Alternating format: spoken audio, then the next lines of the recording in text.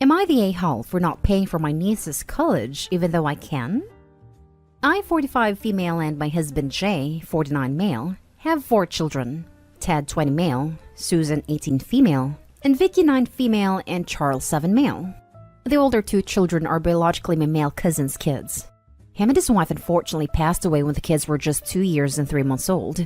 None of the family members were able to or wanted to take in the children at the time. I was the youngest and still in med school then, but my husband was financially stable. He was extremely fond of Ted. Susan had just been born, so he suggested we become legal guardians for the time being, and it was the best decision of my life. Last week, at a family get-together, Susan announced she got a full scholarship to her dream university. My female cousin then pulled me aside to tell me that my other niece was 18 now and had gotten accepted into the same university as Susan. I congratulated her, but then she said I have to transfer Susan's and Ted's, got scholarship as well, college funds to her account to pay for her niece's tuition and living expenses as the university was out of state. I thought she was joking and laughed in her face, but she glared at me and told me that since I was going to pay for Ted and Susan, I have to pay for her daughter as well because both are my nieces. I said Ted and Susan were mine and Jay's children. We formally adopted them. But she said since Ted, Susan, and her daughter are first cousins, she's sibling of my late male cousin, they are the same, and my children don't need it anyways. I was extremely annoyed at this point, and said even so, it was still their money, and for them to do as they please. She left it at that, and I thought it was over. But today, she called me saying she was willing to forgive my appalling behavior if I paid for my niece's tuition and living expenses as an apology gift. I told her she was out of her mind and hung up. After cooling down a bit and thought maybe I should just suck it up and pay it to keep the peace, and was talking with my husband about it, and he told me I was not obligated to help and it should be my decision. I finally decided not to. Now family members are calling me an a-hole because I broke my niece's dreams over some grudge. It's not that I hate her, but her behavior towards my children and family has never been the best. And my niece has never tried to reach out or bond with my kids, instead has sometimes belittled them, but that is another story. All relatives know this, so they think that is the reason, and well, that is a part of it. So, am I the a-hole for not paying for my niece's college even though I can? Edited to add, when she called me, she did not ask for my children's funds, as I had made it clear that I wasn't going to give it. She instead wants me to give her money out of our savings. That is why I'm asking. I would never give my children's funds, but maybe I'm the a-hole for not giving money from savings which will still leave enough for retirement. Now for the top comments. Not the a-hole. They are your children, not your nieces. Blood relations don't matter here, and your cousin suggesting otherwise is vile. She is responsible to come up with a college fund for her kids. As you have realized, it would be punishing them for doing great enough to get scholarships to just give the money you saved for them away. She should ask for your forgiveness, not the other way around. She is out of her mind here. They should be calling your cousin an a-hole over not considering to help out her own daughter. She didn't work hard enough to get a scholarship, and your cousin seems to have tried not to save or be willing to help cover the cost. If they call you, they can help out. Easy as that. Also, if niece has treated your kids badly, she doesn't really have anything to say here. She made her own bed. Not the a-hole. Even if you did want to pay for their college, there's no reason to wire her the money. Niece is an adult now after all. If the money should be going to anyone, it's either to niece or to the college directly. However, you have no obligation to pay at all. Plus, even with full-ride scholarships, it's not like the school is going to be giving them money for anything but the necessities. They'd probably still like to have the money so they can have fun and enjoy college. Wow. Just wow. You are clearly not the a-hole, but your cousin is so much the a-hole that I'm astonished that the rest of your family can't see it plain as day. When I started to read this, I saw that you had adopted Ted and Susan. I was nervously expecting that by niece, you meant that you didn't want to pay for Susan's university despite having adopted her, and was all set to say you're the a-hole. Only if you were paying for your own bio kids, mind you. But this? You are obviously a lovely, loving, generous parent, not only to your bio kids, but to Ted and Susan, who you have made clear you see entirely as your children as well, and have provided for in the same manner as if they were born to you. And I won't say that that's beautiful, although we see too many people in this sub treat adopted or stepkids differently, because what it is really is simply appropriate. But for your cousin sister to shift her parenting and financial responsibilities onto you, despite the fact that her child hasn't lost any parents, is not your reward and be so obnoxious as to simultaneously make an incredibly huge and inappropriate financial demand of you. And to denigrate your relationship with Ted and Susan, your adoptive children, by insisting that they are no different from your other nieces or nephews, is beyond horrifying. This gets said time and again on the sub, but it bears repeating. The fact that you have money does not mean that you owe that money to anyone else, including extended family. Nor does the fact that they want that money. Your niece has her own parents, and she is their responsibility. Ted and Susan are now your children, and have no one else to take responsibility for them. Again, you are not the a-hole, but your sister cousin absolutely is. Next story is titled, Am I the a-hole for refusing to pay for my niece and nephew's college? So I, 28 female, have been married to my husband John, 38 male, for the last 4 years. John comes from a very rich family, whereas I come from a very poor family. From the moment I introduced John to my parents and siblings, 43 female Allie, 38 male Anthony, and 37 male Bill, my sister has made snide comments about how I'm a kept woman, how I looked for a man to take care of me, and how I'm basically a sugar baby. None of that is true. I have a very high-paying job. And honestly, I didn't even know John was rich for the first few months we were dating, because he lives a very laid-back normal life. He told me about his wealth when he asked me to meet his parents because he didn't want me to be caught off guard when meeting them. I got contact with Allie not long after John proposed to me, because she started sending nudes to John, telling him to leave me for her, etc. There was a big fight when he turned her down. Then she called him a cradle robber and some other less than pleasant things. This was 4 years ago. Fast forward to 2 weeks ago when I got a call from my mom asking me to come to dinner at her house. I thought nothing of it, and John and I went. Imagine my surprise when my sister and her kids, 18 male and 18 female, showed not long after. John and I wanted to leave then and there, but my mom begged us to stay and listen, so we did. Apparently, Anthony and Bill had let it slip that I had helped them out with paying tuition for my 2 nephews and niece. Because of this, Allie asked me if I was willing to help her pay for her kids too. When she asked me this, I was stunned because I know that the twins' late father had left enough money for them to attend college. When I asked her about that money, she said she had to spend half of it to pay bills the last 2 years because the pandemic hit them hard when she lost her job. I told her this was sad, but I'm not helping her pay for their tuition because 1, we haven't spoken in 4 years, 2, she has been nasty to me my entire life, and 3, she hasn't even apologized for what she did to me. She said all that was in the past, and that I should just move on. This made me even angrier, and I just left without saying anything else to her. My mom has been calling me every day since, asking me to just give them the money because I can't afford it. Anthony and Bill apologized for telling her what I did for them, and said they will support any decision I make. My sister posted online about how I was being a greedy aunt who refuses to help her less wealthy family, and I have been getting some hate from people. Some of Allie's friends even called to tell me I was being petty. My husband, even though he is angry and embarrassed by the situation, said he will support me no matter what decision I make. I kind of feel like an a-hole in this whole situation, because I could help my sister out with the tuition, but I am just refusing to because of how she has treated me my entire life. So I want some stranger's opinion on if I'm being an a-hole here. Not an a-hole. She slags you off, sends inappropriate images to your partner telling him to leave you, then goes crazy when told no and don't speak for 4 years, then comes in an organized ambush, shows up at an unexpected dinner invite from your mother, and just comes out with this? My god, what is such a must-have? Holy crap. And to be honest, your mother is not far off as bad for what she is doing either, knowing what she has done. This isn't a live and let die situation in my opinion. I am astonished by the audacity of the sister and mother. What the sister did is a serious betrayal that warrants no contact. However, the mother expecting Opie to bury the hatchet is like condoning Allie's behavior. What gets to me is that Allie didn't even apologize just once. I bet Allie got her attitude and entitlement from her mother, since mom is not far off. Not an a-hole. You have no obligation to sponsor your niece and nephew's education. It is not your responsibility at all.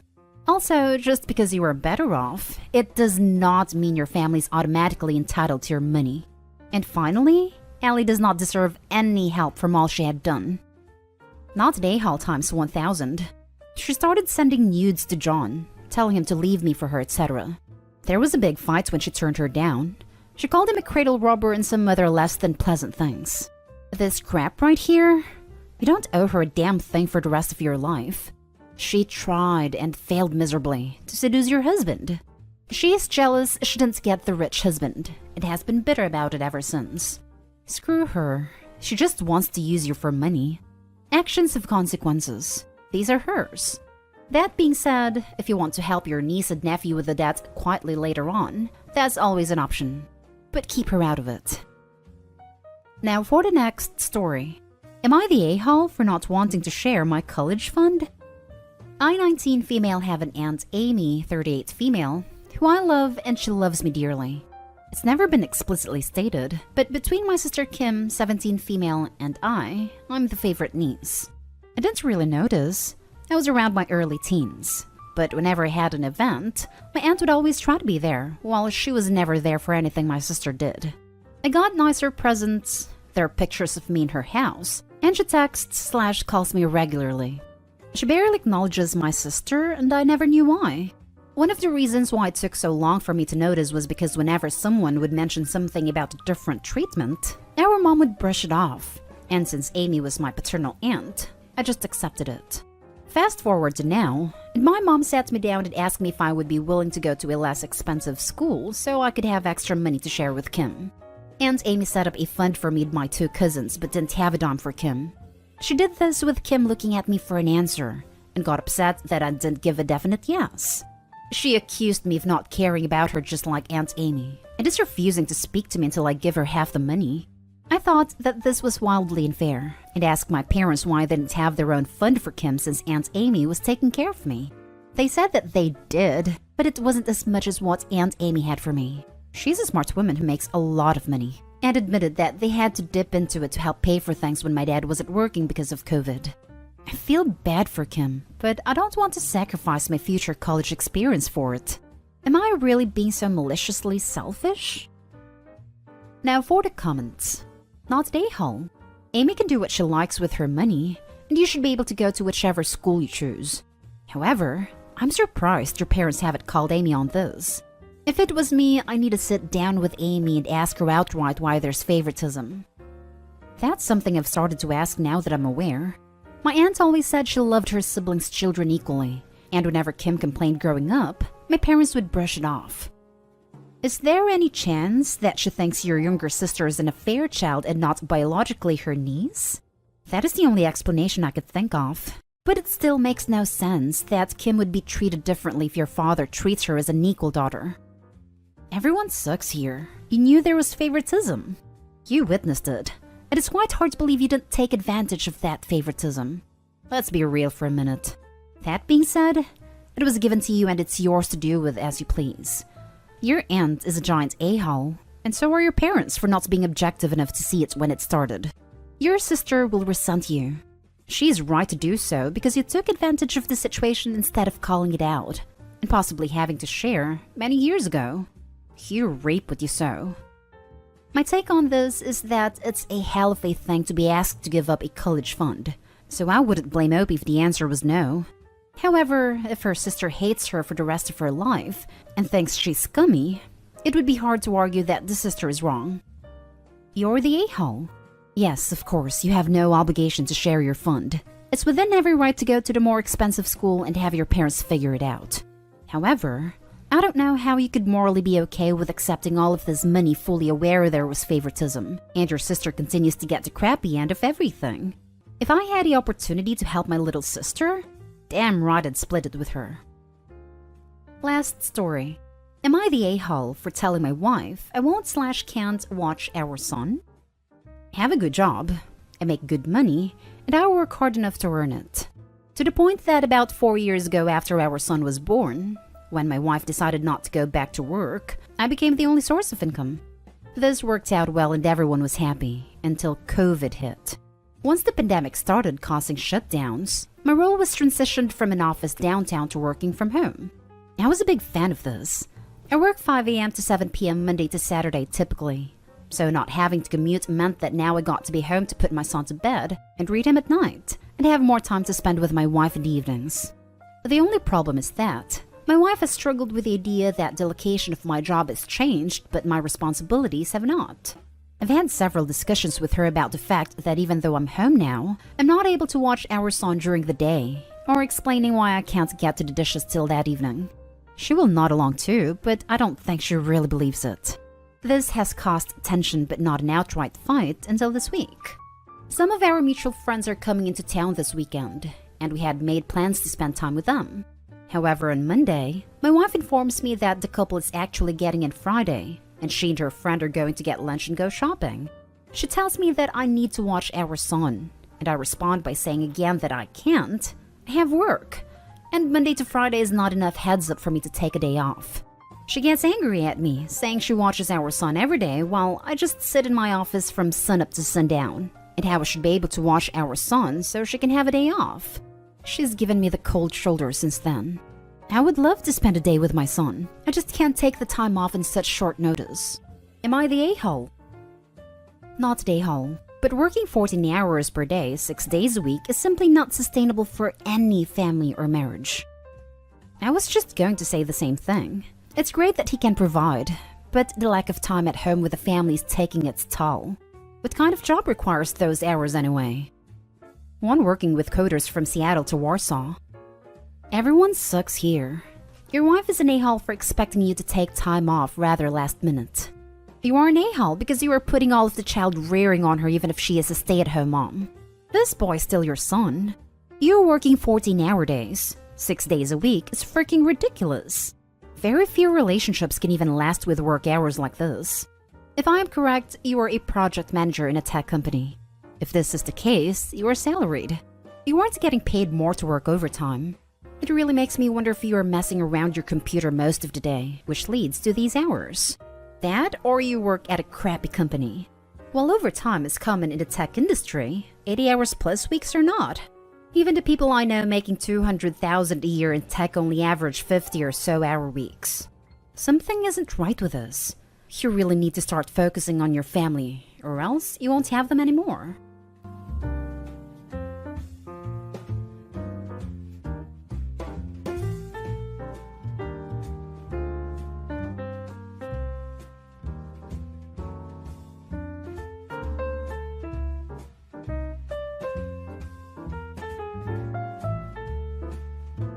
Am I the a-hole for breaking my promise to my stepkids and abandoning and traumatizing them because I did not want to parent them anymore? I met Will when I was 22. Will was 29, with 2 kids and had newly been widowed. We had a whirlwind courtship where he introduced me to the kids and got me involved in their lives very early, first few days after I met him. Will said really quickly he was sure I was the one, not only for himself but also for his kids. That we would have an incredible, happy family life. We got married when I was 23. Will was 30, and his kids were 8 and 6. Our wedding ceremony also included me and the kids making promises to each other, which was Will's idea. Soon after, Will shoved all the childcare onto me. I wasn't the stay-at-home spouse. I worked full-time and always have, but he always had reasons for me to do the childcare. Him being sore from doing a physical job, me being better at it since I babysat kids this age in the past and he never had, or girl stuff for his daughter, or cooking or anything. He always had some reason, and it ended up always on me. He started playing video games and relaxing from getting home until bedtime, because he was tired and he was bringing in the money and keeping the roof over everyone's heads, though that wasn't really true. He said he deserved to relax. Then he went out with his friends, or brought them back to drink beer and watch loud TV. Then he developed a major attitude with me and encouraged same the kids. They found it funny. He started openly disrespecting me and encouraged them to.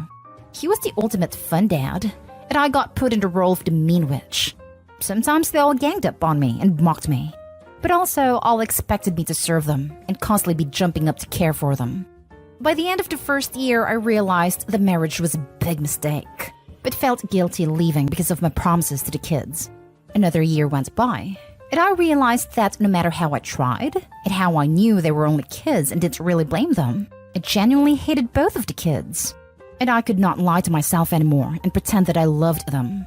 I did not, and I never would. One day, I just walked out, packed up everything of mine and moved out while nobody was at home. I left a note explaining it wasn't working and saying goodbye. That was the end. Cue a crap storm for my ex and a bitter divorce. But we both walked away with what we went into the marriage with, not much for either of us. I had never legally adopted the kids, so I had no rights nor responsibilities about them, and I never reached out to any of them again.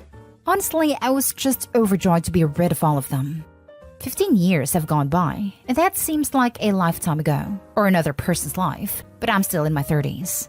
I was recently shocked to get a message from Tamara, Will's daughter, now 25. Tamara said I betrayed and traumatized her for life for abandoning them after my promises to them. She said I had a responsibility to never leave no matter what. I know she remembers the horrible way she treated me though. Now for the top comments. Not today, Hall. There is never a responsibility to never leave. That is ridiculous. Sure, a 10-year-old may reasonably think so, but a 25-year-old should know better. Agreed. I was bitter when my mother left and divorced my stepdad when I was 10. As an adult, I realized that he was a guy who refused to get a job and just sat around the house all day. But he would leave for work in the morning as I was getting ready for school to keep up appearances. The father probably brainwashed the kids with made-up stuff. Brainwashed or not, this woman is 25, not 15. She should have enough perspective to realize that the fault lies completely with the father. At some point, a person has to look inward and seek help for their trauma, not inflict it on others. To seek out a person you haven't seen 15 years just to send them a nasty email saying Opie should have stayed in a horrible relationship for 10 to 12 years, purely for this woman's benefit? That is extremely selfish and cruel. Not today, Hall. Your husband didn't want a wife. He chose a younger woman and whisked her off her feet to be his live-in maid, nanny, and cook. He knew what he was doing when he asked you to make that promise to the kids, emotionally manipulating you into staying even though he treated you like crap. It's sad that the children lost their mother, but their father encouraging them to treat you like the evil stepmom was cruel to both you and them. Clearly, the behavior he showed continued after left. Eddie kept telling Tamara and her brother how awful you were. You got yourself out of there. Well done for being strong and wise enough to do so. Many people don't have the strength to do that. And you need to stay out of there, Opie. Not your circus, not your monkeys. You made a promise, but a promise is made with agreements/conditions usually from both parties. You didn't hold up your end because they were relentless with their bullying. Not today, Opie. Message her back and explain it was a toxic marriage, that their dad set you up to be the family punching bag and nanny, that he wasn't looking for love or a partner, but a doormat, and he encouraged you kids to do the same. Tell her their hang-ups are their own, and then say that you are done with that chapter of your life, and will never again allow their father to drag your life down. Not today, Ho. Those kids have been fed lies and delusions about what the marriage was like. Next story is titled, Am I the a-hole for digging my heels in with my fiancé concerning surname? My fiancé, 27 female and I, 30 male, are getting married next year. I've pretty much let her run the show when it comes to the wedding and reception. Her last name is from her biological father who left when she was 2. Her mother remarried, and she has said for years that she can't wait to get married to change it. For 6 years, I've heard about what a piece of garbage this guy is. I am the last male to carry my name, and there are only 4 people with a name. So it's always been important to me to pass it on to my children. She wants to get married in a Catholic church. I'm not Catholic, but it means a lot to her, so I'm in the process of converting. She wanted to be close to her mom and sister, so I left a job I loved, found a new job, and we moved 4 hours away from my family to be closer to them. Her sister is a recovering alcoholic, so we don't keep liquor in our apartment despite that I like to have a beer after work. I've made many changes to accommodate her. She's acknowledged it, and I always respond that all I care about is passing my name on, and she responds with a number of days until our wedding. Shortly after we arrived, Dad contacted her out of the blue.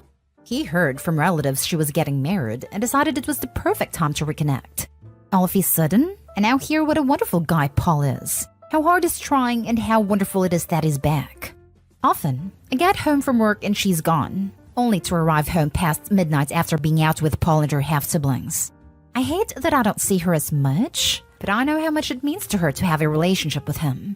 At the same time, after years of hearing her trash him, I'm not even allowed to think bad thoughts about him. She's planning on having him walk her down the aisle, which I don't think is appropriate, but it's her decision. This weekend was the bombshell. She told me that her father brought up the importance of their name, that she's decided to keep it. This stung very badly. I replied that it was her choice. I just wanted to pass my name down. She smiled uncomfortably and informed me that she wanted the first boy to carry her name because it would mean so much to Daddy. I told her that is not happening. She suggested that we hyphenate as a compromise. I told her that there was no negotiation, that I had one thing that was important to me. I'd moved heaven and earth to give her what she needed and everything else, but I wouldn't budge an inch on this. She told me I was being unreasonable. I responded that I've been in her life longer than he has. I'd ask her who it was she was trying to start a life with, me or him. She started crying and accused me of being jealous of her relationship with her father. My parents and her mom and stepdad agree with me and think she's allowing Paul to influence her. Her sister thinks I was an A for asking that question and refusing to compromise. Not today, Hall. Not gonna read other comments. Staying out till midnight with your mostly estranged father after years of hating him is also freaking weird. You are not a-hole, but unfortunately you also can't force her to change her name. Use this as a time to evaluate your relationship. Perhaps couples counseling would be a good idea before saying your I do's. Good luck. Clarification. Well, I would love if she took it, and it hurt to know she's decided not to after 6 years of saying she wanted to change her name. I've never tried to force it. I accepted it as her decision. I only put my foot down when it came to our future children. Then you deserve better. She changed the game at the last minute. Info. What kind of compromises has she made for you? What kind of changes has she made for you? Honestly, she hasn't had to make any. Believe it or not, 90% of things, we're in complete agreement. The things I've compromised on are things that I was willing to do to make her life easier. She wanted to live closer to her family. My parents are retiring within 10 years and likely leaving that area. So staying there didn't make a lot of sense other than I really liked my job and the people I worked with. I don't hate my current job, but it's not the same. I love the girl. The girl wants to live here. I go with the girl. I felt like taking my name was equivalent because while it's a big change, she knew it was important to me. So as of now, she's made no compromises or changes. Next story. Am I the a-hole for publicly telling my stepdad to buzz off after a complaint about being excluded from the speech I wrote for my brother's funeral? My stepdad is an attention-seeking person. Did I say attention-seeking? As the saying goes, he is the bride/groom at every wedding and a corpse at every funeral. Can't help himself. It has no issues showing how much he craves for attention. I've never been on good terms with him. He sold my childhood home and threw away stuff Dad left for me and my brother who is 19. He convinced Mom to revoke my college fund and use it to renovate their new house, resulting in me moving out at 17. I'm now 26. My brother was still living with them when he passed. He suffered from physical/mental conditions that my stepdad called fake. My brother was diagnosed with stomach illness that landed him at the hospital a few times. But my stepdad insisted he was faking it to get attention, and so didn't help with money, so Mom ended up selling jewelry to help my brother. Then he passed away 2 months later. The funeral was last week. I was so devastated because I've always been close with my brother and had plans to do so much in the future. But going by Uncle's advice, I decided to write a speech, sort of like a goodbye letter to my brother as a closure for me, because I had so much to say but so little time. I gave the speech at the funeral. These moments felt long and pretty heavy. I went back to sit and had people pat on my shoulder trying to comfort me. But my stepdad approached me and openly asked why I didn't mention him anywhere in my long, detailed speech. I was speechless and enraged by his offending question that I literally said, "I don't know, because you're not the one who's dead?" He replied that, technically, the funeral is for the living. Then casually went on about how I should have mentioned some of the impact/benefits he had on me and my brother when he came into our life. I harshly reminded him how my mom started selling her jewelry to pay for my brother's medication, while all he did was claim my brother was faking being sick to get attention. Called him pathetic to want more attention at the funeral than a departed person, and loudly told him to F off with his pathetic, attention-seeking bullcrap. He looked shocked and saw a number of guests looking at him awkwardly. He argued that I was being utterly disrespectful of him, and that he was generous enough to consider getting my brother a decent headstone, but it wasn't his fault that I refused to have his name on it. My brother and I never changed our last name, and my stepdad somehow wanted his name on my brother's headstone, otherwise he wouldn't pay for it. It turned into an argument, and I demanded to leave and got others involved. He left eventually, but kept telling my whole family about me making a scene and humiliating him out of old spite, and that I was inconsiderate enough of my brother to cause a scene at his funeral, basically turning the family against me. He wants at least a written apology so we could move past this, but I refuse to give him one. Mom wants me to do it as soon as possible. Now for the comments. Not the a-hole in any way, shape, or form. I'm so sorry for the loss of your brother. I have no problem cutting contact with both your stepfather and mother. Your mother allowed your college fund to be revoked? She might as well be dead to me if I was in Opie's position. Not the a-hole. Jesus. Why is your mom with someone who's so cruel to her children?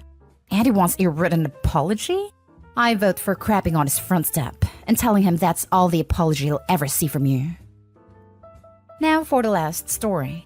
Am I the a-hole for telling my friend that her getting treated like a doormat is her choice and that I won't do the same?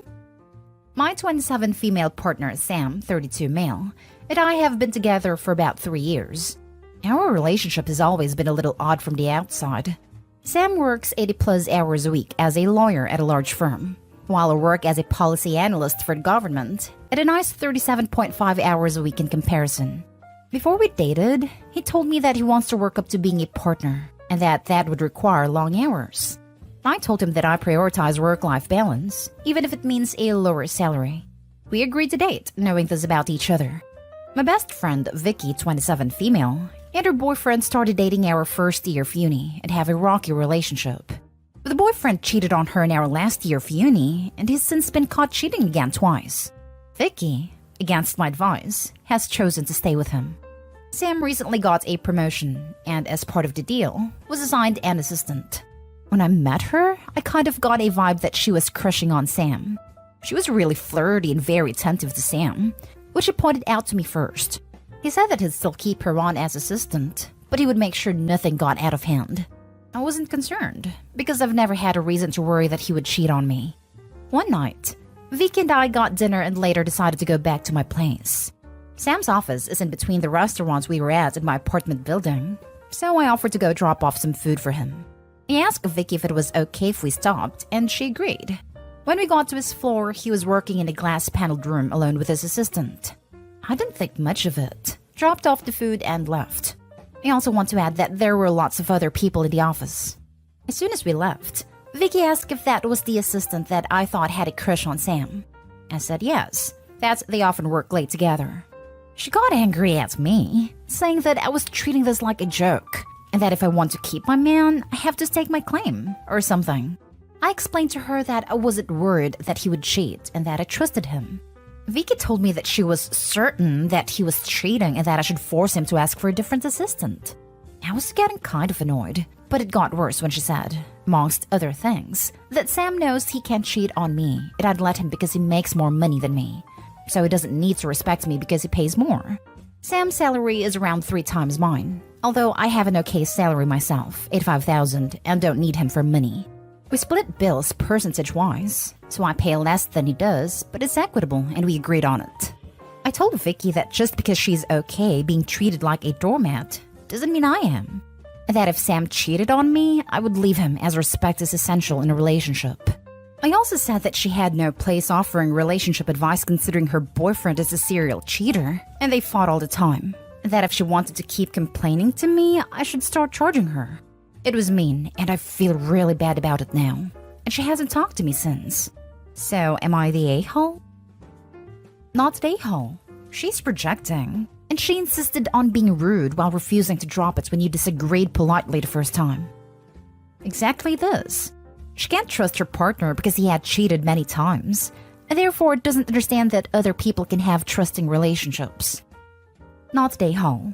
Congratulations for being in a mature relationship where you aren't paranoid about your significant other banging everything in sight. That's a great place to be. And you weren't wrong to tell her to cut the analysis. She stepped way over the line. That being said, it might not hurt to reach out and try to soften what you said. Unfortunately, sometimes the truth hurts, and you put it on her pretty good. Not today, Ho.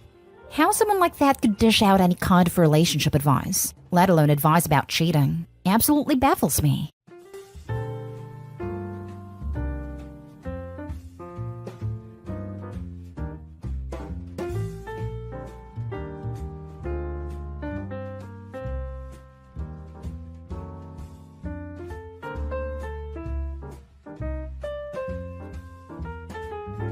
Update. Am I the a-hole for cutting off my mother-in-law after she made a joke about poking holes in our condoms? Original post. I, 38 female, have been with my husband James for 4 years. We're both child-free and don't plan to have kids in the future. When we first got married, we explained this to our families. My family was fine with it, but his wasn't, especially my mother-in-law. I'll call her Mary for privacy. She is passive-aggressive, or outright tells us we'll change our mind soon. For example, she'll say things like, "I can't wait to be a grandma," even though we've made it clear that we don't want children. If we try to respond, she just pretends not to hear us. This has made me very uncomfortable, and I've told my husband multiple times, but he just brushes it off, saying she'll accept it eventually. However, things came to a head recently. James was hosting a dinner party and invited his family as well as mine. While we were eating, my mother-in-law jokingly said, "You know, I've thought about poking holes in your and James's rubbers so I could be a grandma. It's so smart and you'd never know," before laughing. I was horrified. After that, I excused myself and left the house. James followed, saying I was being dramatic and that it was just a joke. I told him it wasn't funny and asked what would happen if she actually did something like that. We argued for a bit before he stormed back inside and I drove off. I've since blocked my mother-in-law on all social media and deleted her number. Now the whole family is furious with me, calling me sensitive and paranoid. Am I the a-hole? Now for the top comments before reading the update. Mother-in-law's comments, including the one about the rubbers, have all been way over the line and squarely in the none of your business category. Your husband should have handled this with his mother quite a while ago. Now he has no choice. Tell your husband the reason you have gone to the lengths you have gone. Leaving the dinner, blocking his mother in social media, and deleting her are all because he is failing to safeguard you from her. This is his responsibility because it is his mother. He needs to stop brushing it off. He needs to go see her face to face and say, "Mom, you are hurting me when you press us for grandkids. We are not having children. That's my final decision." You need to stop mentioning it to either one of us. By mentioning it at dinner, you cross the line and you need to apologize. To never speak of us having kids in front of us again. Yes, but he won't confront Mom. I think you need to tell him with his threat from mother-in-law. Either he needs a vasectomy, minor surgery, or you need to get your tubes tied, more invasive surgery. It's an easily fixable situation, Opie. Tell hubby to get the snip. His reaction will tell you why he won't shut his mama down. You're not being sensitive, you're being sane. That's not a joke, it's a threat. And your husband needs to get his head out of his butt. If he won't stand up to his mom, he's part of the problem. Get that snip, Opie. You deserve better than this. Question: why don't one of you get fixed if you're adamant on not having kids? It's my husband who refuses to get a procedure done. I've already offered to get my tubes tied and other procedures, but he says he's not ready yet and doesn't want me to get surgery either until we're both ready. We're referring to him because I'm only waiting on him right now. He wants kids. Yep, he's on his mommy's side, completely. Now for the update a few days later. After everything that happened, I had a talk with my husband last night about wanting him to take a stronger step toward our commitment to being child-free.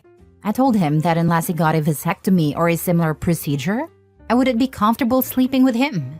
I want him to show he can stand up to his mother, and that he is as committed to being child-free as I am. Although honestly, I started doubting that after posting the first story. Not in a rude way, of course. My husband said he still wasn't ready and that I was moving too fast. He added that by asking him to stand up to his mother, I was essentially asking him to disrespect her for my sake. At that point, I asked him directly if he wanted kids or not, telling him to stop beating around the bush because I would divorce him and disappear if he didn't. That finally got him to open up, and he admitted that he did want kids, and had secretly been hoping for either an accident or that I would change my mind, just as many of you in the comments had predicted. But what really shocked me was when he confessed he'd actually considered tampering with our birth control before, but just hadn't done through with it yet. It now made sense why he only wanted to use rubbers for our birth control. After that, I told him that, as of now, our marriage was over and that I would be filing for divorce as soon as possible. I made sure to tell him that any child I could have had would never be in his or my mother-in-law's grasp. He tried to protest, but I was firm on leaving. Honestly, he was planning to baby trap me. Nice try, but not with me. Right now, I'm staying at my sister's house. I'm planning to find a lawyer to start the divorce proceedings, but I know I can't go back to that house with him or my mother-in-law involved in any way. This entire situation has left me feeling very shaken and worried. Why? Just why? Why would you get into a relationship with someone who doesn't want kids if you want kids? I cannot understand people like this man. How stupid it is to get into a relationship hoping your partner will change their minds. These are stupid people. Planning on tampering with birth control? Now that's just diabolical. My ex-husband thought I will change my mind. I made extra sure current husband also didn't want kids, been together for almost 20 years now and child-free. Now hold on a second. If he tries to change your mind about divorce, tell him that you'll stay on the condition that he signs the form for you to get your tubes tied. Either way, you'll get divorced. But at least you won't have to worry about kids in the next relationship because you'll just let them know your tubes are tied.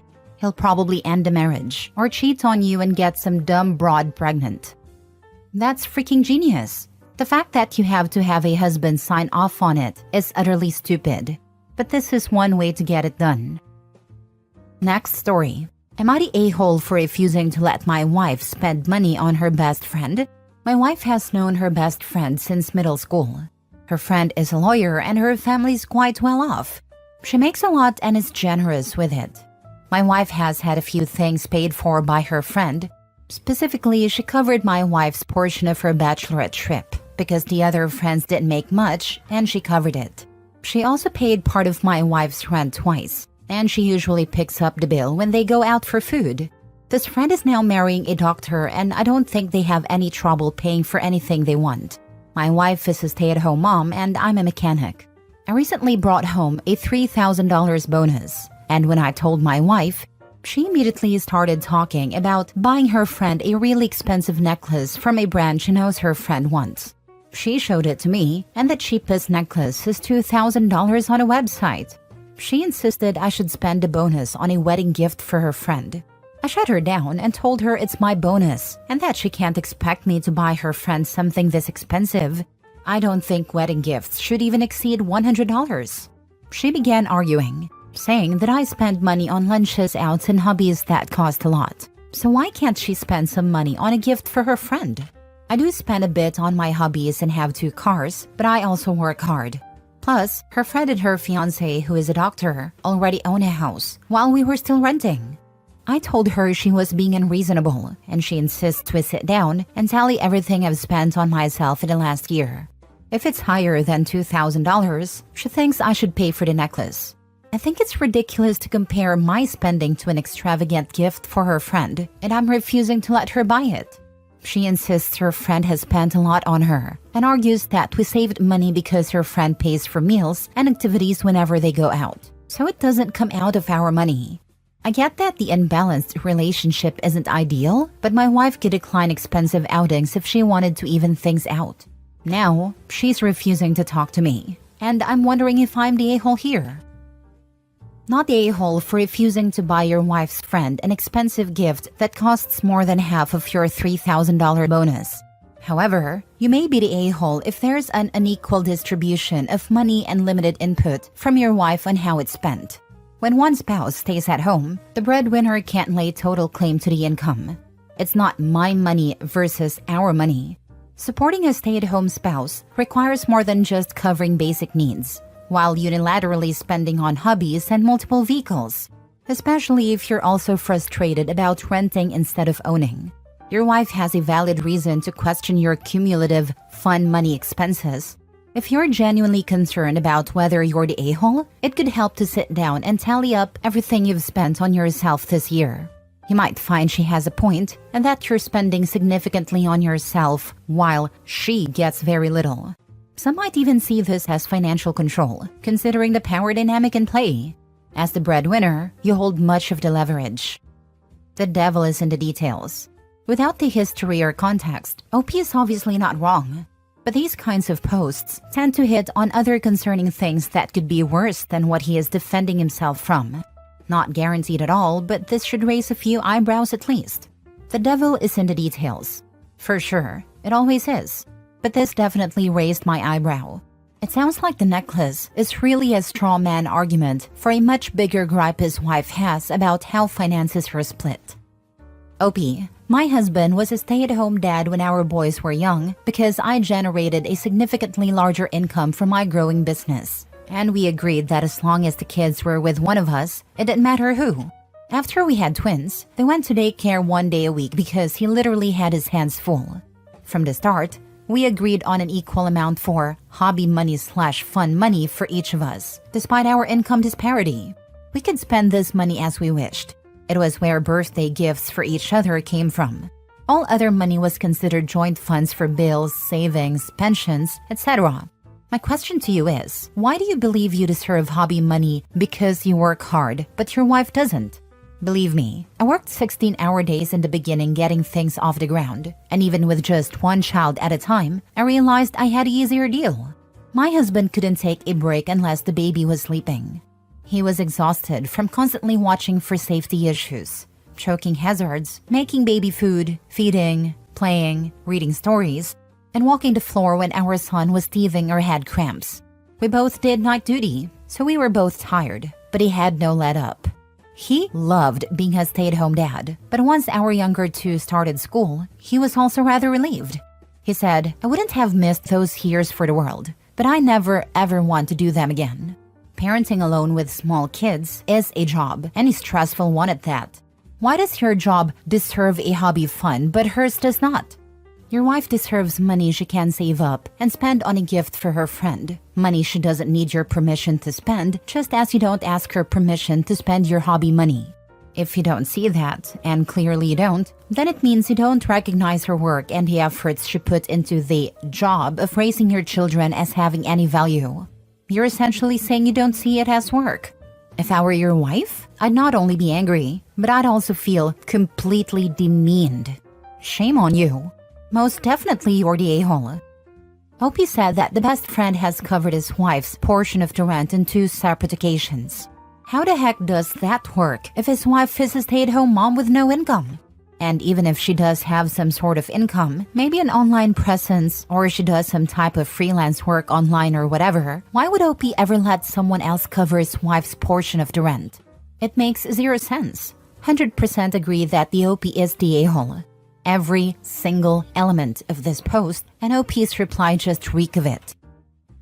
Last story. Am I the a-hole for not wanting my disabled cousin at my wedding? I, 26 female, am getting married soon to my amazing fiancé Liam, 30 male, and I'm struggling with whether or not to invite my cousin Tom, 29 male. Tom has a developmental disability, and while he is almost 30, he has the intellectual capacity of about a 7-year-old. I've always tried to be patient and understanding, but he has consistently crossed physical boundaries with me in ways that make me really uncomfortable. I've always been an early bloomer and have a larger than average chest.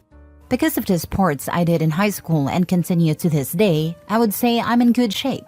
I only mention this because it's often the reason my family uses to justify Tom's behavior. Over the years, Tom has touched my chest and butt quite a few times. He's also hugged me tightly and tried to kiss me, and even though I immediately told him to stop each time, it never seems to stick. He tells his caretakers, nurses, and even live-in caregivers that I'm his girlfriend. He doesn't like Liam because he insists Liam isn't my fiancé, believing instead that he is my boyfriend. Tom also talks about how he will marry me. It kind of feels like when a little kid tells their parent they're going to marry them, but it's still very uncomfortable. I've brought this up with my family, but they always downplay it, saying Tom doesn't understand and that he's just showing affection. The excuse they most often use is, he's a little boy in a man's body, and you're a conventionally attractive woman. When I told my mom how uncomfortable it makes me, she said it probably entertained his behavior too much, and that is harmless. She insists I should just be firm, but anytime I've tried, the family accuses me of being mean to him. With my wedding coming up, I want the day to be relaxed and special without constantly worrying about Tom overstepping boundaries. When I told my family that I was considering not inviting him, they were outraged. They said I was being unfair, cruel, and that he'd be devastated not to come. My mom even said it would ruin his day and make it obvious that he's different, which she thinks is heartless. I understand that Tom can't help certain behaviors, but I feel like my family has completely ignored my feelings on this. They always brush off my discomfort and say it's my responsibility to manage it, or that he doesn't know any better. But it's my wedding, and I don't want to be on edge the whole time. Liam says I have every right not to invite him, especially because of how he treats both of us, as though our relationship isn't real. Still, I wonder if I'm being too harsh or unkind, since Tom isn't fully aware of boundaries and doesn't really know what he's doing is bad or harmful, especially because his parents and other family members encourage it. Am I the a-hole? Not the a-hole. If he is a little boy in a man's body, there should be no problem finding someone to look after him. The fact they say you probably entertain him and that this would ruin his day is a hill I would die on. It's not his day, and they have been enabling his behavior for too long. If he can't help his behavior because of his disability, he should have a caretaker that looks after him. He does have caretakers. And my family doesn't like my fiancé because he stepped in between me and my cousin and yelled at him until he cried. You should have eloped. It sounds like the only one on your side is your fiancé. My grandparents are supportive. Both of them are in their late 70s and I didn't elope because they wanted to watch me get married. My grandfather is walking me down the aisle and I'm wearing my grandmother's wedding dress. Can you take your grandparents with you when you elope so they are part of your special day? It sounds like you care too much about people who don't care about you. Make it a special day with your grandparents and forget everyone else. This could also keep you from wasting a ton of money on an event that is just going to make you anxious. My grandparents couldn't stop Tom, but he isn't allowed in their house. I think the first time I saw my granddad cry was the day that I told him Tom had been touching me. I was 13, and he just held me and apologized over and over for not noticing.